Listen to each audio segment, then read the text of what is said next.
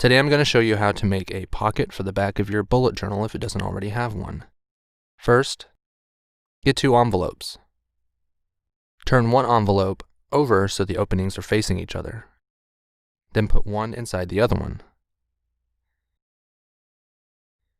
Be sure it fits snugly all the way down. The glue side of each envelope is facing each other as shown here. Wet the flap of the outer envelope and fold it inside itself, inside the inner envelope. The flap of the inner envelope should be sticking out like this. Wet the adhesive on the flap. Stick the envelope flap into the back of the cover on the right side with the point facing to the right. Now the pouch can fold over and lay flat.